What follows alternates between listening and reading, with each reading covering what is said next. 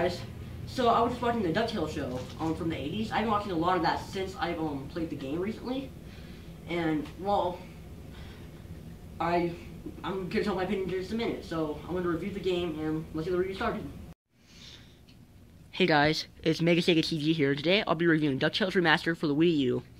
I know it's been a while since my last video, but I'm back. Ducktales Remastered is an HD remake of DuckTales, an NES game based on the 80s cartoon of the same name. For people who played the NES game back in the 80s, it will remind them of the good old days before Capcom abandoned many of the beloved franchises and made you pay extra for content that was supposed to be in the game in the first place. For others, like me, who have never played the NES original, it will tell you what you've been missing. The gameplay is classic 2D platformer gameplay. If you like 2D platformers, you're going to enjoy this game. While 2D platformers are my favorite games, I prefer adventure games and JRPGs. I can appreciate a good platformer, and this game easily fits into that category.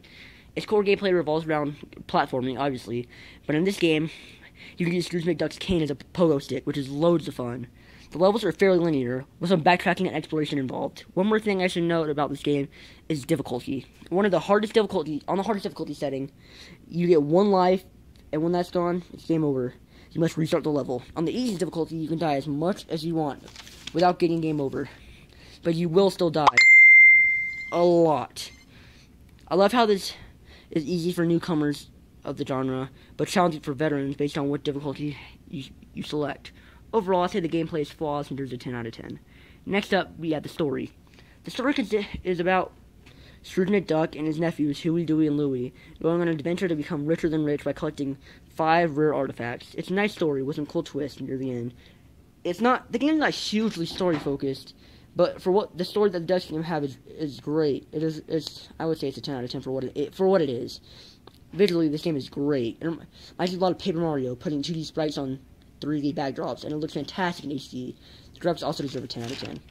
Last but not least is the sound. The music is classic, catchy Disney music, while the voice acting reunites all the original voice actors from the show and is absolutely top-notch. The music is great, but unless you play the original, it isn't very memorable, but it is great still, so it deserves a 9.5 out of 10. Overall, the game is pretty much perfect, and it deserves a 10 out of 10. If you like platformers, you owe it to yourself to play this game. Not only is it on Wii U, but it's also on PS3, Xbox 360, and PC, so you have no excuse not to get this game.